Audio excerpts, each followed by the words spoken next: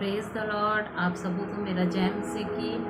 और आज मैं आप लोगों के पास लेकर आई हूँ यूहन्ना के प्रकाशित वाक्य से कुछ बातों को। तो जैसे कि हम जानते हैं प्रभु यीशु मसीह जब इस दुनिया में थे तो उसके चेले थे और उन चेलों में एक था यूहन्ना। तो हमारा जैसे कि हम जानते हैं हमारा परमेश्वर पिता है, वो हमसे प्यार करता है, उसने हमें अपने हाथों से बनाया है। और जब उन्होंने हमें बनाया और उसके बाद जब हम अपने अनाज्ञाकारिता में पापों के कारण हम शैतान के हाथ में चले गए थे, तो परमेश्वर पिता ने अपने वचनों को, जो उसके वचन थे, जो उसके शब्द थे, उसको देहधारी करके इस दुनिया में भेजा। और वो था प्रभु यीशु मसीह, ताकि वो हमारे पापों के लिए बलिदान दे। हम सबके पापों की क्षमा के लिए वो परमेश्वर के आगे अपने आप को बलिदान कर दे। और उसने जो लहू बहाया, उस लहू के द्वारा हमको पापों से क्षमा मिली। जब हमने विश्वास किया तो हमको उस पापों से क्षमा मिले। तो परमेश्वर पिता ने एक बार तो हमको हाथों से बनाया, फिर उसके बाद जब शैतान के हाथ में हम चले गए तो उसके हाथ से हमें दोबारा छुड़ाया। तो हमारे जो परमेश्वर पिता है हमें कभी भी खोना नहीं चाहता है, वो हमसे प्यार करता है और चाहता है कि हम उसके हाथ से ना छूटे। परंतु शैतान है जो चाहता हम परमेश्वर से दूर हो जाएं। जैसे वो परमेश्वर से दूर हो गया झूठे घमंड के कारण, झूठी बड़ाई के कारण, तो ऐसे ही वो लोगों को भी भरमा देता है कि तुम परमेश्वर से कोई कम नहीं हो, तुम परमेश्वर से भी बड़े हो। और हम भी इस दुनिया में अपने नाम, शोहरत और बड़ेपन के पीछे उस परमेश्वर से दूर हो जाते हैं, क्योंकि परमेश्वर चाहता है कि हम उसके पास रहें। परंतु शैतान जो चाहता था कि मैं परमेश्वर की जगह लेके बैठ जाऊं, तो वो लोगों को भी इसी तरह भरमाता है, बहकाता है। वो ऊंचा ऊंचा पद, ऊंचे ऊंचे स्थान देने के लिए वो लालच मनुष्य के अंदर भी भर देता है। और मनुष्य है तो उसके लालच में आ जाता है और वो नहीं जानते हैं कि उसका परिणाम बहुत बुरा है। तो हमारा परमेश्वर पिता हमसे प्यार करता है, तो वो हमसे इतना प्यार करता है कि हमारे लिए अपनी जान दे सकता है और दिया भी। और हम देखते हैं यीशु मसीह के द्वारा उसके प्रेम को कि उसने अपनी जान तक दे दी हमारे लिए। और पर यह है कि सिर्फ वो प्यार ही नहीं करता है, यदि हम कुछ गलत करते हैं तो वो हमें छड़ी लेकर मारता भी है, हमें ताड़ना भी देता है। यदि हम प्यार से उसकी बात नहीं मानते हैं तो वो हमें मारता भी है। जैसे कि हमारे सांसारिक पिता हैं, वो हमसे प्यार भी करते हैं, हम यहाँ तक कि कोई परेशानी हमारे बच्चों तक ना पहुँचे ऐसा कोशिश करते हैं माता पिता। तो ऐसा ही वो हमारा परमेश्वर पिता भी है। जैसे संसारिक पिता प्यार भी करते हैं और समय आने पर छड़ी भी उठाते हैं, मारते भी हैं, ताड़ना भी देते, सजा देते हैं, वैसे ही हमारा परमेश्वर पिता भी हमसे प्यार भी करता है, समय समय पर हमें ताड़ना देकर अपने पास वापस खींचता है। जैसे कि मेरे अंदर भी वही है कि जब मेरे को सब अच्छा होता है तो थोड़े आलस हो जाता है, प्रभु से हम थोड़ा दूर हो जाते हैं। और परंतु परमेश्वर पिता है फिर एक छड़ी उठा के मारता है, एक कांटा चुभाता है, तो हमको दर्द होता है, फिर हम परमेश्वर की ओर आते हैं। तो इसी तरह वो परमेश्वर पिता है, तो वो यदि हम अच्छे से उसके पास नहीं आएंगे तो वो हमको तो कांटा चुभाएगा ही, क्योंकि वो हमारा परमेश्वर पिता है। वो चाहता कि दूर न जाएं, उसके पास आए। और जो उसके बच्चे रहते हैं तो वो जब कांटा चुभता है, जब छड़ी पड़ती है, तो वो उसके पास लौट कर आते हैं, सॉरी बोलते हैं। परंतु कुछ बच्चे ऐसे भी रहते हैं जो उस छड़ी खाने से वो अपने पिता माता से दूर हो जाते हैं, कि नफरत करने लगते हैं और बोलते हैं कैसे माता पिता हैं, और कई लोग अपने आप को खत्म भी कर लेते हैं। तो ऐसे ही है, हम मनुष्य भी हैं। जब परमेश्वर पिता हमको दुख देता है, ताड़ना देता है, तो कई बार बहुत सारे लोग हैं जो अपने आप को खत्म कर लेते हैं कि परमेश्वर अगर होता तो ऐसा नहीं होता, इतना बड़ी आफत नहीं आती। तो वो परमेश्वर पर दोष लगाने लगते हैं, उसकी तरफ नहीं आते हैं। तो ऐसे ही परमेश्वर पिता हमेशा ताड़ना देता रहता है, दुख मुसीबत भी देता है। और वो हमेशा समय समय पर अपने आप को प्रूव करता है कि मैं हूँ, जिसने तुम्हें बनाया है, जिसने संसार को बनाया है वो है। बहुत सारे लोग मानते हैं कि कोई ईश्वर है ही नहीं, परंतु वो अपने आप को समय समय पर दिखाता है कि मैं हूँ, मेरा अस्तित्व है।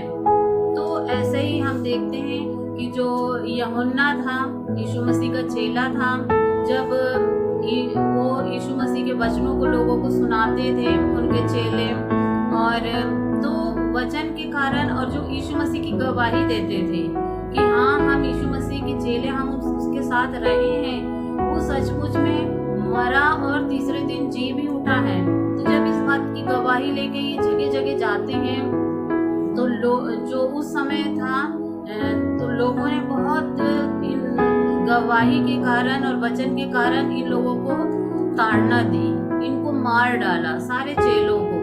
और मैं परमेश्वर पिता का धन्यवाद करती हूँ, महान परमेश्वर, जिसमें से कि एक जो चेला था यीशु मसीह का, थोमा, जो हमारे भारत देश में आया और वचन को लेकर, और उस वचन को बांटा, उस गवाही को दिया, जो यीशु मसीह के साथ रहता था, जिसने जब वो जीवित हो गया और उसने जब सुना कि यीशु मसीह जीवित हो गए हैं, तो उसने बोला नहीं, मैं ऐसे नहीं मानूंगा, मैं सबूत देखूंगा तभी मानूंगा। जब मैं देखूंगा कि यीशु मसीह को यहाँ कीले ठोके गए थे, वो छेद देखूंगा तभी विश्वास करूंगा मैं। तो यीशु मसीह उसके पास आकर और उसको वो छेद दिखाते हैं कि देखो, यहाँ मेरे को कीले ठोके गए थे और मैं मर गया था और अब मैं जीवित हूँ। परंतु उन्होंने ये भी कहा कि तूने तो देखकर विश्वास किया, परंतु धन्य है वो लोग जो बिना देखे विश्वास करेंगे। जैसे कि हम लोग धन्य लोग हैं, हमने यीशु मसीह को देखा नहीं है, पर हमने जब उसने गवाही दिया यीशु मसीह की, तो हमने उस गवाही पर विश्वास किया। और जो ये पवित्र बाइबल है, जो उनके चेलों के द्वारा और बहुत सारे भविष्यवक्ताओं के द्वारा लिखी गई, तो हमने उन वचनों पर विश्वास किया। तो ऐसे ही जो यूहन्ना था, उनका चेला, तो उसने भी जब सताव आया उसके ऊपर भी, तो उसको कौन सा टापू था, हाँ, पतमुस नामक टापू। तो यूहन्ना को भी जब उसने यीशु मसीह की गवाही देना शुरू करा, प्रचार करना शुरू किया, तो उसको एक टापू में रख दिया गया कि वहीं पर वो रहे और वहीं मर जाए। तो उस टापू में जब वो रह रहा था, तब भी वो अपने परमेश्वर पिता यीशु मसीह पर विश्वास करता था और उसकी बड़ाई करता था, और उसको वहां पर दर्शन मिला, उसको वहां पर दर्शन दिया गया। स्वर्गदूत को देखा उसने फिर स्वर्ग को देखा, और स्वर्ग में सिंहासन देखा परमेश्वर का, वहाँ 24 प्राचीन बैठे हुए थे, और बहुत सारी चीजों को उसने देखा वहां पर। और उसने जब यीशु मसीह को देखा, क्योंकि जब वो इस दुनिया में थे तो यीशु मसीह को देखा था, वो तो उनके साथ रहता, खाता पीता सब था, परंतु जब उसने स्वर्ग में उस यीशु को देखा, तो वो डर के मारे एकदम उस मुंह के बल गिर पड़ा उनके पैरों में, क्योंकि उनका जो वो तो इतने बड़े परमेश्वर ईश्वर जो इस दुनिया में आए थे, तो उन्होंने अपना अधिकार नहीं दिखाया इस दुनिया में। यहाँ इस दुनिया में ये हाल है कि अगर पदवी मिल गई इंसान को, तो वो एकदम पूरा नहीं समाता है। उसको अगर बड़ी पदवी दे दी जाए, बड़ी पोस्ट में बैठा दिया जाए, तो वो अपने आप को ईश्वर समझने लगता है, वो शासन करने लगता है सब पर। परंतु इतना बड़ा परमेश्वर मनुष्य रूप में जब इस दुनिया में आया, तो एकदम नम्र दीन था। वो बिल्कुल जहाँ सही रहता था वहाँ सही कहते थे, और जो चीज गलत लगती थी उसका विरोध भी करते थे। तो वो इतना नम्र दीन व्यक्ति को इस दुनिया में देखे थे, और जब वो महिमा से देख रहे थे वो परमेश्वर पिता को, उस रूप को वहाँ स्वर्ग में, तो वो मुंह के बल गिर पड़े। तो ऐसे ही जब यीशु मसीह को देखा उन्होंने, तो यीशु मसीह ने बहुत सारी बातें उसे बताई और बोला कि तू इन सबको लिख ले, क्योंकि ये बहुत जल्दी घटने वाली है। तो वो सारी बातों को प्रकाशित वाक्य की पुस्तक में उसने लिख लिया। और बहुत सारी ऐसी बातें थी जो वो मतलब बताना चाहते थे कि मेरी कलीसिया को बोलो कि तुम में क्या अच्छी चीजें हैं, क्या गलत है, वो उनको बताओ, और सुधार, जहाँ सुधार की आवश्यकता है वहाँ सुधारा भी जाए। क्योंकि उस समय सबसे पहले जो कलीसियाएं थी, चर्च थे, वो एशिया में थे, जो अभी एशिया कहलाता है। तो वो उसमें लिखा आसिया की 7 कलीसियाओं को लिख, यानी पहले जो थी 7 ही कलीसिया थी उस समय शुरुआत में, और वो एशिया में थी, आसिया में। तो वहाँ की कलीसिया को लिख कि उनमें क्या क्या कमी है, उसको वो सुधारे। तो अभी तो इस दुनिया में बहुत सारी कलीसिया हैं और बहुत प्रकार की कलीसिया हैं, तो वो सब बातें लागू होती हैं कि वो सारे लोग जाने कि क्या क्या बातें हैं। तो इसमें पूरी कलीसियाओं को लिखा गया कि क्या तुम में अच्छा है, क्या बुरा है, वो सब कुछ बताया गया है। अभी भी कलीसिया का समय है, सुधार का समय है, लोग प्रचार करते हैं, और बहुत सारे लोग हैं जो कमियां घटिया को बताते हैं कि वो सुधारें, तो लोग उनको सुनकर सुधारते भी हैं। क्योंकि जो नहीं सुधारेगा वो फिर बाद में दंड भी पाएगा। तो इसी तरह फिर जब उन्होंने देखा दर्शन में, तो क्या देखा कि विपत्तियां इस पृथ्वी पर आने वाली हैं, बहुत सारी। जब मोहरे खोली जाएंगी एक एक, तो एक एक विपत्ति इस दुनिया में आएगी। फिर जब तुरही फूकी जाएगी, 7 तुरियां फूकी जाएंगी, तो वो जैसे जैसे एक एक तुरियां फूकी जाएंगी, वो विपत्तियां इस दुनिया में आएगी। फिर उसके बाद जो परमेश्वर का क्रोध का कटोरा रखा हुआ है, 7 कटोरे, तो वो इस पृथ्वी पर उंडेले जाएंगे, और क्या क्या होएगा उसमें।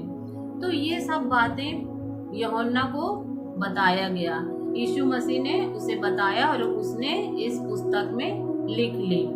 तो परंतु उन्होंने ये भी बताया कि जब ये विपत्तियां पड़ेंगी इस दुनिया में, तो उनकी जो कलीसिया है, कलीसिया यानी हम और आप जो यीशु पर विश्वास करते हैं और अपने मुंह से हमने अंगीकार भी किया है कि वो हमारा मुक्तिदाता है, हमारे पापों को क्षमा किया है उसने, तो अब हम अपने कर्म के द्वारा धर्मी नहीं हैं, परंतु उस यीशु के लहू के द्वारा हम धुल गए हैं, साफ हो गए हैं और धर्मी हो गए हैं। तो हम उसकी कलीसिया हैं। तो हमने अपने मुंह से अंगीकार भी किया और विश्वास भी किया, और हम उसके आगमन का इंतजार भी कर रहे हैं कि यीशु मसीह आएगा और हमें लेके जाएगा।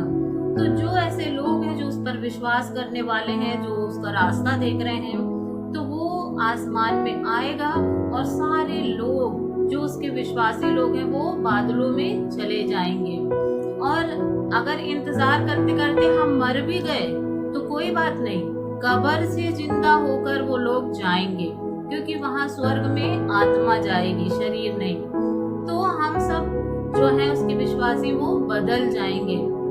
और जो लोग मर गए हैं, चाहे वो कब्र में दफन हो, चाहे वो आग से जल गए हों, चाहे वो पानी में डूबकर मर गए हों, चाहे उनके एकदम टुकड़े टुकड़े क्यों ना कर दिए गए हों, कैसे भी मरे हों, पर वो सब जब समय आएगा, यीशु मसीह का एक गुप्त आगमन, यानी कि गुप्त ये मतलब वो आसमान में रहेंगे, यहाँ से लोग उठा लिए जाएंगे।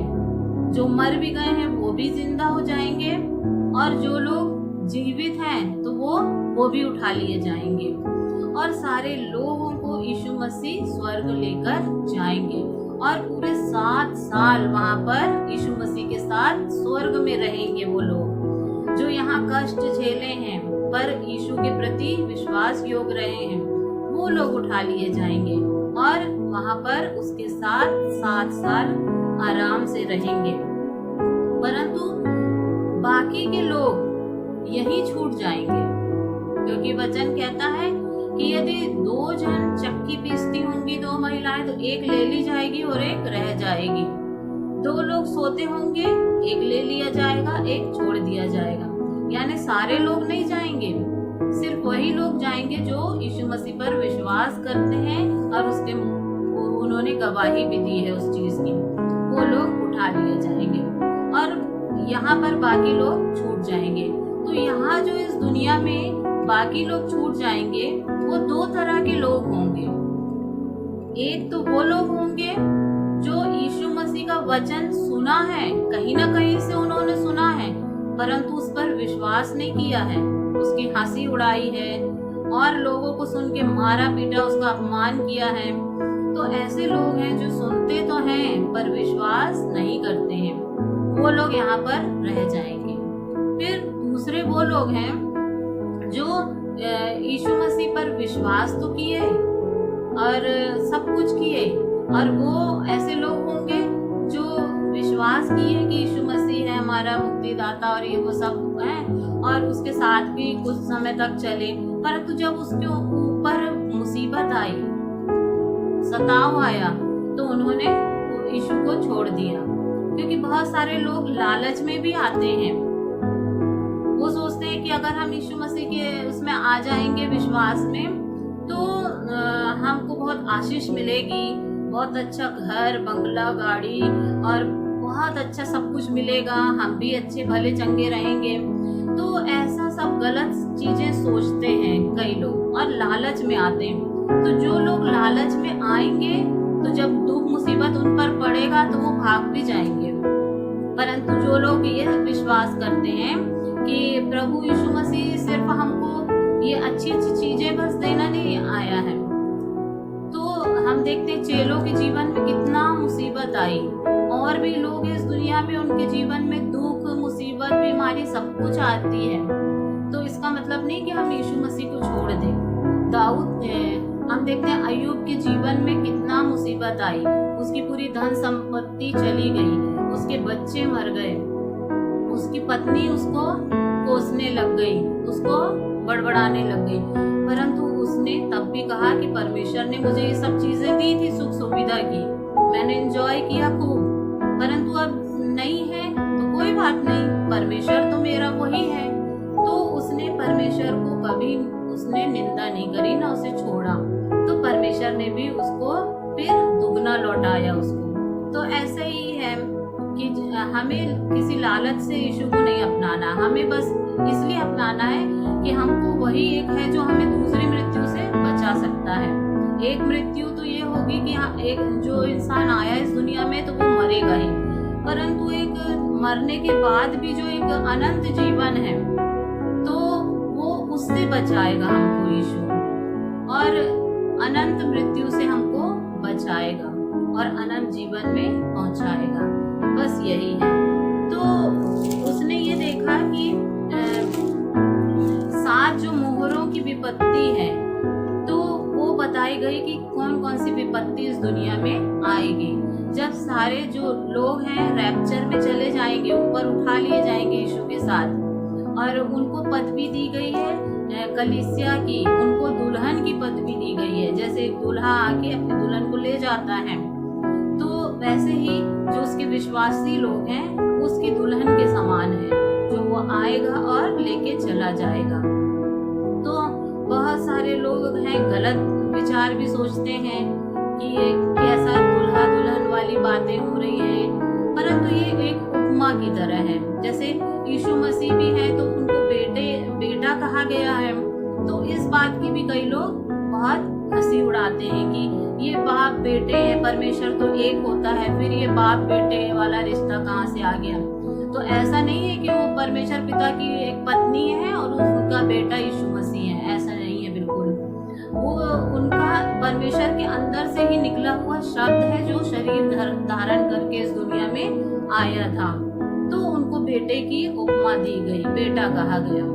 अब जैसे कि मैं ही हूँ, यदि मेरे शरीर का एक अंग है हाथ, उसको काट के अलग कर दिया जाएगा, तो वो यदि मेरे शरीर से वो निकल के भी चला गया है तो वो कोई दूसरा व्यक्ति नहीं कहलाएगा, वो मेरा ही अंग कहलाएगा, वो मैं ही कहलाऊंगी कि मेरा हाथ है वो मैं हूँ। तो वो अलग भले ही होगा परंतु वो कहलाएगा मेरा ही, मैं ही कहलाऊंगी। तो इसी तरह हमारा त्रिएक परमेश्वर पिता है, वो परमेश्वर पिता है, हमारे सृष्टिकर्ता है, और यीशु मसीह और पवित्र आत्मा, ये तीनों एक ही है। तो उन्होंने फिर ये बताया कि जो 7 जो ऐसे मोहर लगी हुई एक थी, स्क्रोल बोलते हैं, जैसे गोल गोल रहता है, उसमें 7 मोहरें लगी रहती। तो वो मोहरें जब खुलती गई तो क्या क्या हुआ, वो हम मोहरें जब खुलती गई तो क्या क्या हुआ वो हम देखेंगे। तो जब रैप्चर में जब लोग उठा लिए जाएंगे और जो लोग छूट जाएंगे नीचे, तो नीचे तो बहुत हड़कम मचेगी, अशांति मचेगी, रोना पीटना मचेगा बहुत ज्यादा, क्योंकि अधिक लोग गायब रहेंगे और जो बचेंगे वो विलाप करेंगे। तो उसी में से एक व्यक्ति उठ खड़ा होगा, एक राजा, एक सरकार, एक ऐसी जो उन पर राज करेगा और उनको पहले तो उनको बड़ी शांति देगा, प्रॉमिस करेगा उनसे कि मैं तुम्हें सब कुछ दूंगा। वो उनके आंसू पोंछेगा तो सारे लोगों को लगेगा कि ये तो बहुत अच्छा व्यक्ति है। और ये आने वाले समय में होगा, जैसे कि उस स्टेज तैयार भी किया जा रहा है अभी, वो बाद में जाकर सबको दिखाई देगा। अभी वो एक एक स्टेप में काम सालों से चालू हो गया है, जो आने वाले समय में दिखाई भी देगा कि आने वाले समय में सिर्फ एक ही सरकार रहेगी, एक ही राजा रहेगा जो सबका लीड करेगा। तो वो एक ही व्यक्ति होगा जो सारे लोगों पर राज करेगा और एक ही प्रकार का पैसा होगा। और जैसे अभी तो अलग अलग प्रकार की सरकार है, अलग पैसा है, सब कुछ अलग अलग, परंतु एक समय ऐसा आएगा कि एक ही सरकार हो जाएगी और एक ही प्रकार का पैसा हो जाएगा और सबको एक ही जन चलाएगा। और वो सबको पहले धीरे धीरे प्यार से अपनी तरफ करेगा। जब सारे लोग उसकी बातों में आ जाएंगे, सारे उसके वादों पर विश्वास करेंगे, तो जब ऐसा होने लगेगा धीरे धीरे, तो हम देखते हैं कि जब पहली जो मोहर खोली जाएगी तो यही काम होगा। और वो मोहर खोलेगा हमारा प्रभु यीशु मसीह, क्योंकि उसके योग्य सिर्फ वही है। तो जब वो पहली मोहर खोली जाएगी तो यही होगा कि वो जो एंटी क्राइस्ट, मसीह विरोधी उठ खड़ा होगा। वो ये तो नहीं लगेगा पहले कि ये बेकार है, मसीह विरोधी है, पहले तो लगेगा कि वो मसीहा है, बड़ा शांति देगा, प्यार देगा, तसल्ली देगा और सारे जो लोग रहेंगे उनके वो दुखों का निवारण भी करेगा और प्रॉमिस करेगा, उन लोगों से समझौता करेगा, शांति देगा। तो वो एक ऐसा व्यक्ति फिर प्रकट होगा और वो राज करेगा। और फिर उसके बाद जब दूसरी मोहर खोली जाएगी, तो दूसरी मोहर खोलने पर क्या होगा कि इस जो दुनिया में से मेल मिलाप उठा लिया जाएगा, हट जाएगा मेल मिलाप। अभी हमने देखे जब ये महामारी इस दुनिया में आई तो कितना मेल मिलाप चला गया था। लोग अपने ही परिवार के व्यक्ति को एकदम दूर कर रहे थे, अपने ही रिश्तेदारों से दूर हो रहे थे। और हम देखते हैं हमारे अपने लोग तड़प रहे थे। हमारी भी एक दीदी थी बेचारी, और जीजा जी खत्म हो गए, वो बेचारे मर रहे थे, तड़प रहे थे और हम वहाँ जा नहीं पाए क्योंकि हम डरे हुए थे, हम वहाँ नहीं जा पाए। उसका बड़ा पछतावा फिर लगा और वो समझ में आया कि जब अभी ये हाल है तो उस समय क्या होगा, उस समय भी कुछ तो ऐसा होगा कि मेल उठ जाएगा। अभी जो भाईचारा मेल मिलाप है उस समय नहीं रहेगा। क्यों? क्योंकि जो वो एक एंटी क्राइस्ट खड़ा होगा, मसीह विरोधी, तो वो जो पहले तो प्यार से सब डील करेगा, परंतु बाद में फिर उसका असली रूप समझ में आएगा। क्योंकि बाद में फिर बोलेगा कि तुम लोग ने खूब जाति विवाद कर लिए, खूब जाति बात कर लिए, अब सारी जातियां खत्म, अब सिर्फ एक ही धर्म होगा, एक ही जाति होगी और वो मैं रहूंगा। और वो अपने आप की आराधना उन लोगों से कराने लगेगा। और तब जब समझ में आएगा लोगों को कि अरे ये तो बहुत बुरा व्यक्ति है, क्योंकि पहले वो अच्छे रहेगा, सब उसको बहुत अच्छा समझेंगे, और बाद में फिर उसका सच्चाई समझ में आएगा जब वो अपने प्रॉमिस को तोड़ देगा। तब समझ में आएगा कि अरे ये तो झूठा व्यक्ति है, ये तो हम जिसको मसीहा समझ रहे थे ये तो दुष्ट निकला। तो जो लोग उसकी बात मानेंगे तो उसके लिए तो वो ठीक रहेगा, उसको कोई कष्ट नहीं देगा, पर जो उसका बात नहीं मानेगा वो उसको ही सताएगा। तो यहाँ 7 साल तक वो तो सताएगा ही मसीह विरोधी, और वहां से परमेश्वर ऊपर से भी अपनी विपत्तियां इधर संसार में भेजेंगे। तो वो लोगों को सताना शुरू करेगा। सबसे पहले तो वो छाप देगा अपनी, यहाँ बाइबल में लिखा है 666। अब वो क्या छाप होगी ये तो आने वाले समय में पता चलेगी। तो वो एक छाप, एक प्रकार की छाप देगा, तो या तो माथे में लगाओ या अपने हाथ में लगाओ, और उस छाप, जिसको छाप लगी होगी तो उसको सारी चीजें मिलेगी, सब कुछ मिलेगा, उसको सताव नहीं झेलना पड़ेगा। पर ऐसी छाप होगी जो मसीही लोग कभी ना लगाएंगे, ना यहूदी लगाएंगे, क्योंकि यहूदी एक ही परमेश्वर को मानने वाले लोग हैं। मतलब जो इस्राएली लोग हैं वो एक ही परमेश्वर को मानने वाले लोग हैं, और वो उसके आगे, किसी के आगे झुकते भी नहीं हैं। तो कुछ तो ऐसी छाप होगी जो उनके खिलाफ होगी। तब जो इस्राएली लोग जब यीशु मसीह इस दुनिया में आए तो उन्होंने विश्वास ही नहीं किया कि यही मसीहा है जिसके बारे में भविष्यवाणी की गई थी कि एक मसीहा आएगा। तो उन्होंने सोचा कि ये तो मसीहा कैसा है कि इसको लोग थूक रहे हैं, इसको मार रहे हैं, सता रहे हैं, तो ये कैसे मसीहा होगा, कैसे बचाने वाला होगा। वो नहीं समझ पाए और उसको बल्कि और मार दिए उन्होंने। तो वो आज तक वो उस मसीहा के आने का इंतजार कर रहे हैं। तो जब देखेंगे वो एंटी क्राइस्ट को, तो पहले तो उस पर विश्वास करेंगे कि हाँ यही है वो मसीहा, और उसको मानने लगेंगे। परंतु जब देखेंगे वो इस्राएली लोग कि ये तो अपनी ही मूर्ति खड़ा करवा ले रहा है, अपनी ही पूजा कराने लग रहा है, और पहले तो वो उनके मंदिर को बनाने की आज्ञा देगा कि हाँ ठीक है मंदिर बना सकते हो, और बाद में उसी मंदिर पर वो अपनी प्रतिमा खड़ा कर देगा कि इसको मानो, अब तुम एक ही भगवान को मानो। तब उन लोग फिर समझ में आएगा कि हमने कितनी बड़ी गलती करे हैं। फिर वो पछताएंगे कि हमने तो यीशु मसीह को जो आया उसे नहीं हमने समझ पाए, परंतु ये जो गलत व्यक्ति आ गया है इसको हम मसीहा समझ रहे हैं। फिर उनको समझ में आएगा और वो पश्चाताप करेंगे।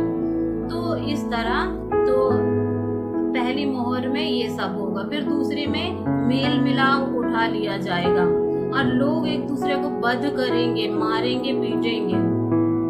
इस तरह की मुसीबत इस दुनिया में आएगी। फिर उसके बाद जब तीसरी मोहर खुलेगी तो बहुत ही अधिक महंगाई आ जाएगी, बहुत ज्यादा महंगाई कि कोई कुछ खरीद नहीं पा रहा है, कोई कुछ कर नहीं पा रहा है। तब वो एंटी क्राइस्ट अपनी छाप दे देगा कि भाई पैसे ऐसे का काम खत्म करो, अब जो छाप रहेगी उससे ही तुम्हें चीजें मिलेगी, और जो छाप नहीं लेगा उसको नहीं मिलेगी। और परमेश्वर पिता का वचन ये कहता है कि जो व्यक्ति वो छाप लेगा तो वो मेरे राज्य के योग्य नहीं है, वो स्वर्ग नहीं जा सकता। तो उस समय बड़ी मुसीबत का समय रहेगा कि यदि हम छाप लेते हैं तो हमें संसार की सब चीजें मिलेंगी, और यदि छाप नहीं लेते हैं तो हमें कुछ ना मिलेगा। परंतु यदि छाप लेंगे तो उस परमेश्वर से हमारा रिश्ता टूट जाएगा। तो ये बड़े संकट का समय रहेगा, और लोग जो नहीं छाप लेंगे वो बहुत कष्ट झेलेंगे उस समय। और यहाँ तक कि वो अगर मरने तक वो छाप नहीं लिए तब तो ठीक है, वो मर के चले जाएंगे स्वर्ग में। परंतु जो लोग अपना साहस छोड़ देंगे और वो छाप ले लेंगे तो वो लोग फिर परमेश्वर के पास कभी नहीं जा पाएंगे, वो सीधे नरक ही जाएंगे। तो यही है कि इस समय जो अनुग्रह और दया का समय है, ये समय हमको परमेश्वर ने दिया है। वो नहीं चाहता कि कोई नाश होए। इस समय हमें अपने पापों से पश्चाताप करना है, जो भी हम गलती करते हैं उसको मानना है और यीशु मसीह से माफी मांगना है, क्योंकि यीशु मसीह ही हमको माफ कर सकता है, क्योंकि उसी ने हमारे बदले अपना बलिदान दिया था और उसका लहू निष्पाप निष्कलंक था। तो हम यीशु से माफी मांग लेंगे तो हमको माफ कर देगा। परंतु परंतु एक समय ऐसा आएगा जब बिना बलिदान के हम यीशु को नहीं पा सकते। अभी तो हम सिर्फ मन से विश्वास करके उसे पा सकते हैं, परंतु आने वाले समय में इतना भयानक कष्ट आएगा, उस समय तो हमको मरने के बाद ही हमको यीशु मसीह मिलेगा। और अभी है तो हमें बिना मरे विश्वास से मिल सकता है। और फिर उसके बाद चौथी मोहर खोली जाएगी, तो तब क्या होगा कि लोग तलवार से मारे जाएंगे, अकाल पड़ेगा और मरी फैलेगी उस समय भी, और वन पशु निकल निकल के लोगों को मारेंगे, खा लेंगे। तो ऐसा ऐसा मुसीबत पड़ेगी। वहाँ परमेश्वर की ओर से भी विपत्ति आ रही है और यहाँ एंटी क्राइस्ट की भी विपत्तियां पड़ रही है लोगों पर। इतना बुरा समय आने वाला है। और फिर उसके बाद पांचवी मोहर खोली गई। जब पांचवी मोहर खोली गई तो तब क्या हुआ, जो यीशु मसीह के परमेश्वर के वचन के कारण और उसकी गवाही देने के कारण मार दिए गए थे। तो ये शुरू से ही ऐसा ही है। जब लोगों ने परमेश्वर के बारे में लोगों को बताया तो लोगों ने क्या किया, उनको मार दिया, काट दिया, जला दिया। अभी भी वही हो रहा है। जो भी यीशु मसीह का प्रचार करने की कोशिश करता है, या तो उसको नौकरी से निकाल दे रहे हैं, या उसको मार डाल रहे हैं, या कितना उसके साथ अत्याचार कर रहे हैं। तो ऐसे लोग जो परमेश्वर का वचन लोगों को सुनाते हैं, जो यीशु मसीह की गवाही देते हैं, उस कारण जो लोग मार दिए गए हैं, उसमें यीशु मसीह के चेले भी हैं। और जो लोग अभी भी मर रहे हैं, वो सब लोग जो वध किए गए थे, तो वो लोग जो हैं वो उनको कहाँ पर स्थान मिला है, परमेश्वर की वेदी के पास। तो वो लोग विनती कर रहे हैं परमेश्वर से कि हे स्वामी, हे पवित्र और सत्य, कब तक तू न्याय ना करेगा? क्योंकि उन लोगों को मार दिया गया है, किसी को जला दिया गया है। वो सब व्याकुल हैं कि ये लोगों ने जो हमको मारे हैं, उनको न्याय तो परमेश्वर करेगा ही, उनको तो सजा मिलेगी। तो अब वो बोल रहे हैं कि तू कब तक हमारा न्याय नहीं करेगा, और पृथ्वी के रहने वाले से हमारे लहू का बदला कब तक ना लेगा? उनमें से एक को श्वेत, और वो सब श्वेत वस्त्र पहने हैं, धार्मिकता के वस्त्र पहने हैं, उद्धार के वस्त्र पहने हैं। तो उनसे बोला गया कि तुम थोड़ी देर और विश्राम कर लो, क्योंकि परमेश्वर पिता को मालूम है, एक गिनती फिक्स है कि इतने लोग वध किए जाएंगे। तो जो शुरू से अब तक वध किए जा रहे हैं और आने वाले समय में भी किए जाएंगे, और यहाँ तक कि जो रैप्चर के बाद जब उठा लिए जाएंगे सारे लोग, और जो लोग छूट जाएंगे यहाँ पर, वो भी तो वध किए जाएंगे, तब वो स्वर्ग जा पाएंगे। तो परमेश्वर को मालूम है कि वो कितनी गिनतियां हैं, कहाँ तक लोग मरने वाले हैं। उन सब तो वो बोल रहे हैं कि अभी तुम थोड़ा सा और विश्राम करो, आराम करो। तो जो लोग और आने वाले हैं अपना बलिदान देकर, ये नहीं कि हम चाकू ले और अपना बलिदान कर लें तब हम स्वर्ग जाएंगे, तब तो हम पक्का नरक जाएंगे। जो जानबूझ के अपनी जान लेता है वो स्वर्ग का भागी नहीं है, वो नरक का भागी है।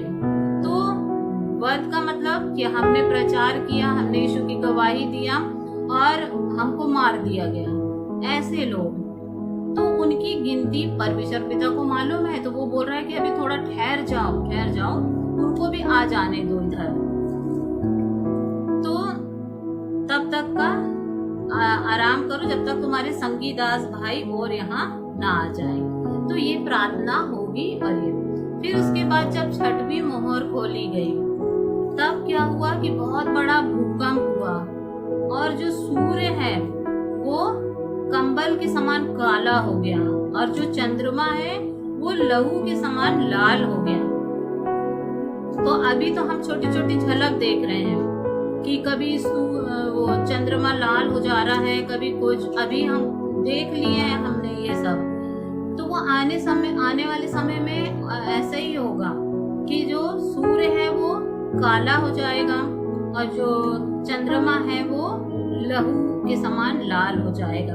परमेश्वर पिता दिखाएगा कि देखो इस सूर्य चांद को मैंने ही बनाया है, इनके ऊपर भी मैं हूँ, तो मैं इनको लाल भी कर सकता हूँ, काला भी कर सकता हूँ, जो जी चाहे मैं कर सकता हूँ, इनका परमेश्वर मैं हूँ। तो वो उसको फिर ऐसा करेगा। फिर आकाश और तारे पृथ्वी पर ऐसे गिर पड़े जैसे आंधी, बड़ी आंधी से हिलकर अंजीर के पेड़ में से कच्चे फल झड़ते हैं। तो तारे, आकाश से तारे गिरेंगे इस पृथ्वी पर। अब वो तारे, कई लोग सवाल उठाते हैं कि तारे तो हमारी पृथ्वी से बड़े होते हैं, वो कैसे गिरेंगे? तो कई चीजें हैं परमेश्वर ने सिंबॉलिक में बोला गया है, उसको समझने के लिए भी परमेश्वर हमें बुद्धि देता है।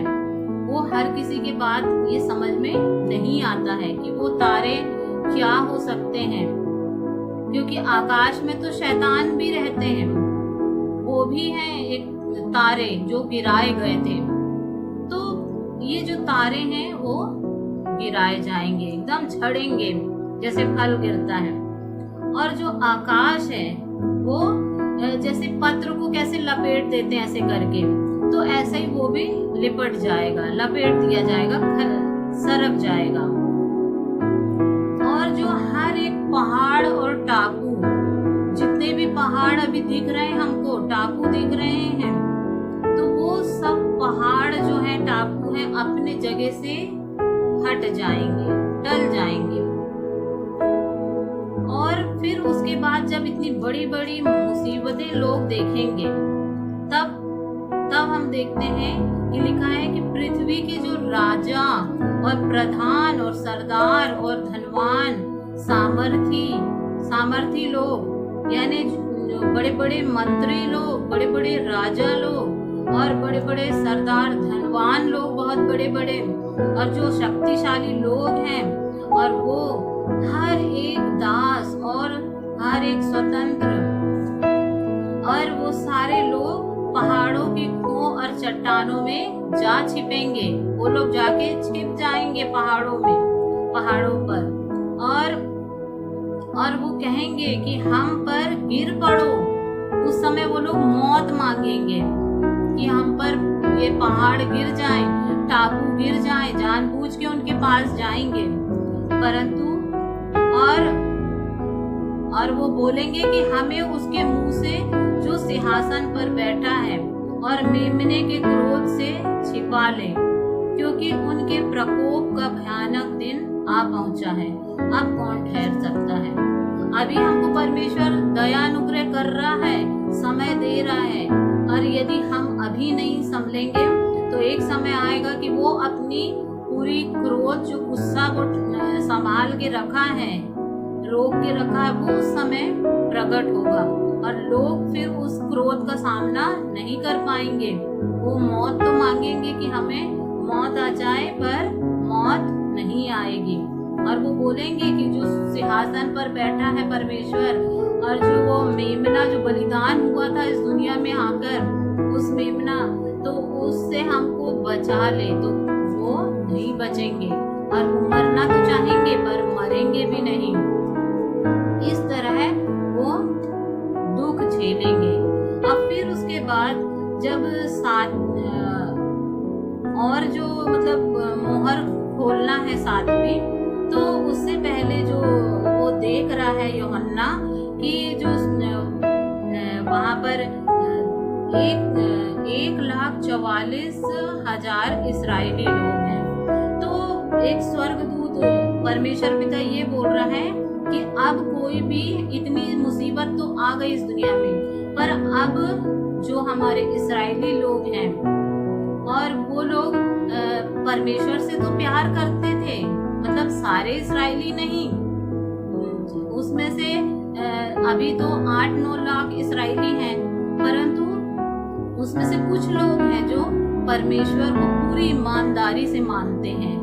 वो पूरे जो भी परमेश्वर ने आज्ञाएं दी हैं उनको मानते हैं और वो परमेश्वर से प्रेम करने वाले लोग हैं। तो परमेश्वर पिता ने बोला कि अभी रुक जाओ, अब आगे विपत्ति डालने से पहले उन लोगों पर मैं अपनी छाप ले लूं जिन्होंने वो शैतान की छाप नहीं ली, यानी जो मसीह विरोधी इस दुनिया में खड़ा होने वाला है, जो अपनी छाप देने वाला है, तो उसकी छाप जो मेरे इस्राएली लोग हैं, चुनी हुई जाति है, तो उन्होंने नहीं ली है। तो मैं उन लोगों को पहले अपनी छाप लगा दूं, उसके बाद सारी विपत्ति इस दुनिया में आने दूं। तो वो देखता है कि 1,44,000 इस्राएली लोग, उन पर परमेश्वर ने अपनी छाप दी, उनके माथे पर, और उस छाप लगाने के बाद वो फिर उसके बाद हम देखते हैं कि 7वीं मोहर खोली गई। तो उसमें ये हुआ कि जब 7वीं मोहर खोली गई तो आधा घंटा स्वर्ग में शांति छा गई, क्योंकि आने वाली विपत्तियां बहुत भयानक होने वाली थी। तो सारा स्वर्ग में सन्नाटा छा गया। और उसके बाद हम देखते हैं कि 7 स्वर्गदूतों को 7 तुरही दी गई, ताकि वो एक एक तुरही फूकेंगे और एक एक विपत्ति इस दुनिया में पड़ेगी। और उसके अलावा एक स्वर्गदूत वहां 8वां और था, तो जिसके हाथ में एक सोने का धूपदान था, और उस धूपदान में सारे लोगों की प्रार्थनाएं थी। जो लोग प्रार्थनाएं करते हैं वो ये ना समझे कि हमारी प्रार्थनाएं व्यर्थ जा रही हैं, पर वो सब परमेश्वर के पास जाते हैं। तो वो स्वर्गदूत जो है वो वेदी, वो एक धूपदान लिया है और उसमें सारे लोगों की, पवित्र लोगों की प्रार्थनाएं हैं, और वो लेके जाता है सिंहासन के पास। और सिंहासन में जो वेदी जलती है उससे अंगार को लेकर उस धूपदान में डाल दिया गया, और जब डाल दिया गया तो उससे और उसको इस पृथ्वी पर वो उंडेल दिया गया। और जब वो उंडेल दिया गया तो उससे धुआं हुआ बहुत, और उससे भी लोगों को पीड़ाएं होने लगी। जैसे कि हम देखते हैं कि फिर एक और स्वर्गदूत सोने का धूपदान लिए हुए आया और वेदी के निकट खड़ा हुआ, और उसको बहुत धूप दिया गया, और सब पवित्र लोगों की प्रार्थनाओं के साथ सोने की उस वेदी पर जो सिंहासन के सामने है चढ़ाए। उस धूप का धुआं पवित्र लोगों की प्रार्थनाओं सहित स्वर्गदूत के हाथ से परमेश्वर के सामने पहुंच गया। तब स्वर्गदूत ने धूपदान लेकर उसमें वेदी की आग भरी और पृथ्वी पर डाल दी, और गर्जन और शब्द और बिजलियां और भूकंप होने लगे। जब वो कटोरा, जो वो धूपदान था, जब वो प्रार्थनाएं थी वो इस पृथ्वी पर उंडेली गई, तो क्या होने लगे, बहुत गर्जन होने लगे, बहुत गर्जन के शब्द, बिजलियां कड़कने लगी और भूकंप होने लगे, ये सब होने लगे। तो हमने अभी देखा कि जो होने वाली विपत्तियां हैं वो यूहन्ना को बताया गया कि भविष्य में और क्या होने वाली हैं, और उसने उन बातों को प्रकाशित वाक्य नामक पुस्तक में लिख ली, जिसको हम पढ़ते हैं। तो बहुत सारी चीजें इसमें समझना कठिन होती हैं, परंतु इतना तो समझ में आ रहा है कि परमेश्वर पिता जो है कि बहुत सारी विपत्तियां इस दुनिया में भेजने वाला है। तो उस समय हम ना रहें, यही मैं प्रार्थना करती हूँ कि उस समय इस दुनिया में मैं तो यही चाहती हूँ कि सारे लोग यीशु मसीह की बातों पर विश्वास करें, अपने पापों से फिरें, पश्चाताप करें। हमें इस दुनिया में अपने पाप में जीवन बिताना बहुत अच्छा लगता है, और बहुत सारे गलत कामों में हमें मज़ा मिलता है। बहुत पहले मैं भी ऐसा ही थी, मैं भी सोचती थी कि ऐसे ही जीवन जीना कितना अच्छा है, एंजॉय करना कितना अच्छा है। परंतु जब वचनों को पढ़ो तब समझ में आता है, आईना दिखाई देता है हमको कि क्या चीज़ गलत है, हमने क्या क्या गलत काम करे हैं। तो जब हम उन गलत कामों को प्रभु यीशु मसीह के सामने मानते हैं कि प्रभु यीशु मसीह हमने तो ये गलत काम कर दिए हैं, परंतु हम आपसे क्षमा मांगते हैं, तो हमारा परमेश्वर पिता यही कहता है यीशु मसीह कि चाहे तुम्हारे पाप कितने ही गंदे क्यों ना हो, कितने ही गंदे तुम क्यों ना हो, परंतु जब हम सच्चे मन से अपने यीशु मसीह से माफ़ी मांगते हैं तो वो उनको माफ़ करता है, वो अपने लहू से धो के साफ करता है। और हमारे अंदर जो भी गलत चीज़ें हैं तो वो एकदम से तो सब नहीं निकल सकती है, पर धीरे धीरे करके वो निकलते जाती हैं। जैसे जैसे हम वचनों को पढ़ते हैं हमको समझ में आता है कि क्या काम गलत है, क्या सही है, तो हम फिर वैसे करने लग जाते हैं। गलत कामों को छोड़कर हम अच्छे कामों में लग जाते हैं। तो मेरे बहुत दिनों से मन में ये आ रहा था कि आजकल के बच्चे अब वो पहले जैसे बच्चे नहीं रहे, वो बहुत कुछ समझते हैं। तो मुझे लगता था कि ये बातें मैं बताऊं कि आने वाले समय में क्या क्या विपत्तियां आने वाली हैं और हम कैसे उनसे बच सकते हैं। तो ये मैं बताने को बहुत मन कर रहा था, तो मैंने बताया। और आजकल के तो छोटे छोटे बच्चे हैं, वो मोबाइल चलाना सीख रहे हैं, इतना सब कुछ सीख रहे हैं, तो वो वचन भी सीख सकते हैं, वचन भी समझ सकते हैं। उनको मालूम है अभी आजकल के बच्चों को कि बहुत सारी चीज़ें पता है उनको। तो जब वचन से हम उनको बताएंगे तो बड़ी बातें तो हैं ये, परंतु वो सुनेंगे तो उनके भी समझ में आएगा। तो इसलिए मेरा मन हुआ कि ये बातें मैं बताऊं कि हमारा जो परमेश्वर पिता है एक दिन आएगा, यीशु मसीह हमें और अपने सारे लोगों को लेके जाएगा और फिर उसके बाद इतनी सारी विपत्तियां पड़ेंगी। तो आज हमने देखे कि 7 मोहरों की विपत्तियां पड़ने वाली। फिर हम देखेंगे अगले बार कि कैसे जब स्वर्गदूत जो तुरियां लेके खड़े हैं, 7 स्वर्गदूत, जब वो अपनी तुरियां फूकेंगे तो क्या क्या विपत्ति इस दुनिया में आएगी। और जो मैंने बताया तो वो थी ये बाइबल में से हमने लिए नए नियम की पुस्तक है और सबसे आखिरी पुस्तक है प्रकाशित वाक्य, जो यूहन्ना के द्वारा लिखा गया था।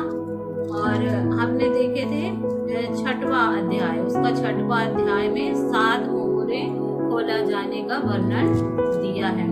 तो हमने इसमें से 6 और 7 और 8 पद से ये देखा कि किस तरह 7 मोहरें खोली जाएंगी और कितनी विपत्तियां इस दुनिया में आएंगी। तो आज हमने देखा 7 मोहरें खोलना, फिर अगले बार हम देखेंगे 7 तुरियां खोले जाना, और फिर उसके बाद देखेंगे 7 जो परमेश्वर के क्रोध की कटोरे रखे हैं वो उंडेला जाना।